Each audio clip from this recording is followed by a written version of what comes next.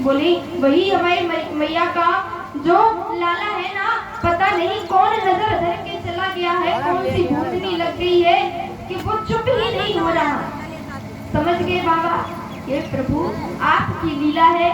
बोले ठीक है सखी ले आओ, पर मैं उसकी नजर तो उतार दूं, पर जब तक मेरी गोद में नहीं दोगी मैं नहीं उतारूंगा। बोले ठीक है बाबा तुम यहीं रुको, मैं अभी लेके आती हूँ। नंदरानी को लेके आई। नंदरानी कहते हैं कि सखी मेरे लाला की नजर उतरे या ना उतरे, पर मैं बाबा को अपने लाला को ना दूं।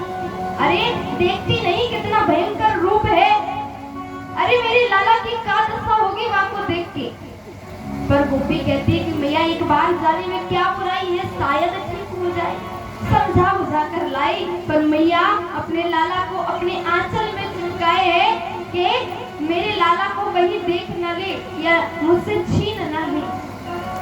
पर लाला और भी रोने लगे कि अब मैया अब तो तू जरूर देगी। जब लाला और रोने लगे तो मैया ने अपने कलेजे पर पत्थर रख के, बड़े बड़े पत्थर रख के लाला को बाबा के हाथ में सौंप दिया।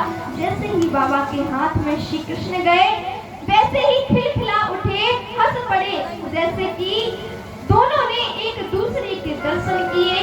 और बाबा सब ने अपने लाला को अपने गोद में लिया और वहां पर प्रणाम करके दर्शन करके बाबा से चले गए। ऐसे ही दिन व्यतीत होते जा रहे हैं। हमारे ठाकुर जी दिन ब दिन बड़े होते जा रहे हैं, लेकिन हमारे लाला हो तो रहे हैं बड़े, पर अभी तक कोई नाम नहीं है उनका।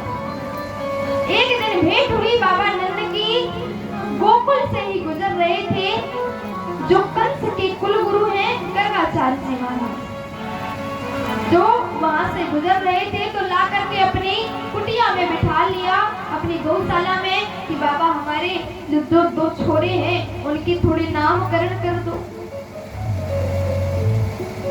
गौशाला में बिठा करके गर्गाचार्य जी को अपनी नंदरानी को लेने के लिए आए हैं नंद बाबा। नंदरानी को बोला कि जल्दी रोहिणी के पुत्र को और अपने पुत्र को लेकर के आओ, नामकरण करेंगे गर्गाचार्य जी महाराज। नंदरानी सोचने लगी बड़ा आया, कहीं का पंडित कुछ आता जाता तो है नहीं, मैं भी देखती हूँ कितना ज्ञानी है। तो युक्ति लगाई मैया ने कि अगर ये सच्चा ज्ञानी बाबा है तो तुरंत समझ जाएगा। क्या किया मैया ने कि जो अपना लाला है वो तो मैया रोहिणी को दे दिया और मैया रोहिणी का लाला खुद ले लिया। अगर योगी होगा, ज्ञानी होगा तो समझ जाएगा। जैसे ही यशोदा मैया गर्गाचार्य जी महाराज के पास सामने आई, गर्गाचार्य जी ने देखते ही तुरंत कह दिया अयम ही रोहिणी पुत्रो। तुरंत ही गर्गाचार्य जी बोल उठे अयम ही रोहिणी पुत्रो रमयन शुभ्रदो गुणा।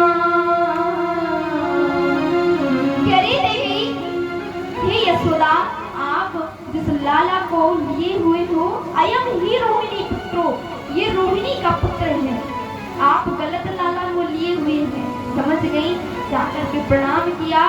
यशोदा मैया ने कि शुद्ध संत है, पहुंचा हुआ ज्ञानी महात्मा है, समक्ष बैठ गई और बोली कि हमारे लाला का नामकरण करो।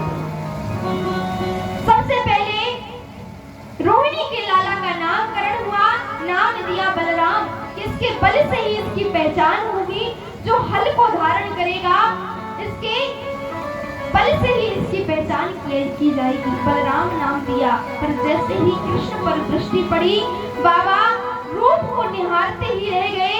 जो चतुर्भुज धारी जो स्वयं विष्णु है वही बनकर आज समक्ष बैठे हैं गर्गाचार्य जी।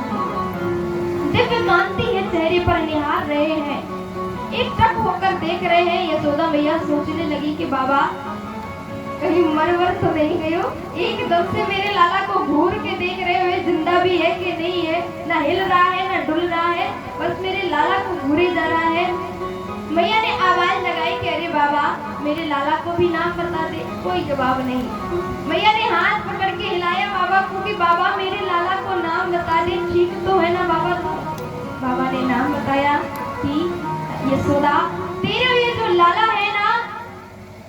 भविष्य में पूरे जगत में पूजनीय होगा। इसके अनेक नाम होंगे। ये गौओं को चराएगा इसलिए इसका नाम गोपाल होगा। ये वस्त्र चुराएगा, ये सबके चित्त को चुराएगा इसीलिए इसका नाम चित्तचोर होगा। माखन चोरी करेगा इसीलिए इसका नाम माखन चोर होगा। इसके अनेक नाम होंगे लेकिन जिस नाम से इसको जाना जाएगा वो है श्री कृष्ण चंद्र। इसका नाम है, अर्थात नाम दे दिए बलराम और कृष्ण। मैया तो इतने लंबे चौड़े नाम सुनकर चक्कर में आ गई। बोले बाबा तूने जो नाम बताए हैं सो तो ठीक, पर मैं ये नाम ना लूंगी। मेरे लिए तो बढ़िया सीधे साधे नाम है, बलराम का बलुआ, कृष्ण का कलुआ। अब कलुआ बलुआ कह के मैया अपने लाला को पुकारती है। धीरे धीरे लाला और बड़े हुए। एक दिन श्री कृष्ण अपने मित्रों के साथ खेल रहे हैं। छोटे से श्री कृष्ण हैं। दिन में दिन उनकी नटखट, जो हमारे श्री कृष्ण हैं स्वभाव से ही नटखट हैं, उनकी शैतानियां दिन ब दिन बढ़ती जा रही हैं। कभी किसी गोपी जो यमुना नदी से जल भरकर लाती है तो मटके में कंकड़ मारकर उसका मटका फोड़ देते हैं। किसी के घर जाकर उसका माखन चुरा कर खा लेते हैं। एक दिन की बात है कि सब मित्रों को इकट्ठा करके आज मंडली बन रही है। मंडली बनने जा रही है और मंडली के लीडर हैं श्री कृष्ण। सबसे ऊपर खड़े हैं और नीचे ग्वाल वालों को बिठाए हुए हैं। बोले सुनो मित्रों, आज बड़ी पक्की बात कहने जा रहा हूँ। देखो हमारी ये जो मंडली है, इस मंडली का नाम होगा बाल गोपाल चौर प्रचार विद्या मंडल। ये नाम होगा हमारी मंडली का। और काम क्या है कि देखो हम हैं ग्वाला, हमारे घर गैया है, सबके घर खूब दूध होता है, माखन होता है, लेकिन करने के लिए, गाय चराने के लिए तो हम ग्वाला और माखन खाने के लिए वो मथुरा के लाला। इसीलिए देख इस मनसुखा को, बेचारे को इसकी मैया इसको खाने को कुछ देती नहीं, सूख करके हड्डी हो गया है। और देखो इस श्री रामा को, बेचारा कितना काम करता है फिर भी मैया कुछ खाने को नहीं देती। इसीलिए अगर नहीं मिल रहा है तो हम चोरी करके खाएंगे।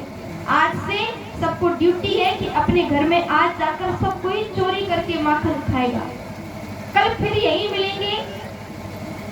लेकिन कहा कि अगर लाला हम पकड़े गए तो क्या होगा? बोले चिंता मत करो, मैं हूँ, कोई नहीं पकड़ा जाएगा। रात में गए, सबने चोरी की अपने घर पर, कुछ सफल हुई, कुछ विफल हुई, कुछ माखन खाए, कुछ मार खाए। अगले दिन आकर जो मार खाए बोले लाला हम न कर पाएंगे। बोले अब मैं तुम्हारे साथ जाऊंगा, अकेले नहीं करनी है। और धीरे धीरे धीरे माखन खाना शुरू कर दिया। कभी किसी गोपी के घर जाते हैं, माखन खाते हैं और सब फैला देते हैं। आज एक दिन एक गोपी है जो बड़ा ही प्रेम रखती है ठाकुर से, उसके घर कृपा बरसाई और हमारे लाला माखन खाने के लिए गए। माखन खाने के लिए गए, उसके घर जैसे ही पहुंचे हैं, उसके घर आए तो वो जो सखी है, गोपी है, वो गई है यमुना पे पानी भरने के लिए। उसकी छोरी है, जो बिटिया है, सो रही थी। कृष्ण अपने मंडली के साथ प्रवेश किए, छोरी को देख रहा है कि सो रही है, तो उसकी जो चोटी है वो ले जाकर चारपाई में बांधी। ये उठेगी तो यही रह जाएगी, हमें पकड़ ही ना पाएगी। और खुद घुस गए। अब कहाँ पर माखन रखा है, कहाँ पर ये कक्ष है, चारों तरफ देखा, मिल गया, सब जुट गए, कुछ खाने लगे, फैलाने लगे। उतने में गोपी आ गई। गोपी जैसे आई, बेचारी छोरी है जो अपनी चोटी को पकड़े है और रोई जा रही है कि पता नहीं कौन बांध गया मुझको। रोने लगी वो बेचारी छोरी। बोले बिटिया। गोपी आई, आकर अपनी बिटिया को छुड़ाया और देखा ये जरूर कृष्ण की ही ये चतुराई है। जाकर कक्ष में देखा तो बढ़िया माखन खाया जा रहा था। ऊपर श्री के पर लाला लटके हैं और नीचे गोपाल है जो अपनी पीठ पर धारण किए हैं। जैसे ही गोपालों ने देखा कि गोपी आ गई, सबने तो दौड़ लगाई और लाला लटके रह गए छी के ऊपर। छोटे से लाला कैसे भाग पाए, वहीं पर लटके रह गए। गोपी बोली आज देखो कन्हैया तुम पकड़े गए। रोज नंदरानी से कहती थी कि तेरा लाला माखन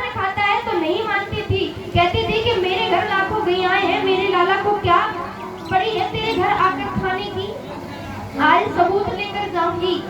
आज देखती हूँ कैसे नहीं मानती नंदरानी। तो लाला का हाथ पकड़ के वो ग्वालन मैया के महल ले जाने लगी। पर प्रभु की कृपा देखिए, वो बड़बड़ाती जा रही है और चिल्लाती जा रही है कि आज नहीं छोड़ूंगी। पर जैसे ही महल पहुंची, महल में आवाज लगाई कि देख नंदरानी, तेरे लाला को आज साथ लेकर के आई हूँ। रोज कहती थी कि वो माखन नहीं चुराता, देख साथ लेकर आई हूँ। लेकिन नंदरानी निकल के आई, बोली बता क्या बात है। बोली देख, तेरा ये रहा लाला जो मेरे घर माखन चोरी करके खा रहा था, मैंने रंगे हाथों पकड़ा है। जैसे ही सामने किया तो लाला तो गायब। तो पकड़े, जिनका हाथ पकड़े हैं वो कौन है? अपने पतिदेव का हाथ पकड़ के ले आई है, जो स्वयं हमारे बिहारी की कृपा से रूप परिवर्तित हो गया। और लाला मैया के पीछे खड़ के आंखें चला रहे हैं कि बोलो सखी, मुझे कह रही थी कि मुझे पकड़वाओगी, अब तुम ही निपट लो। ऐसे लाला दिन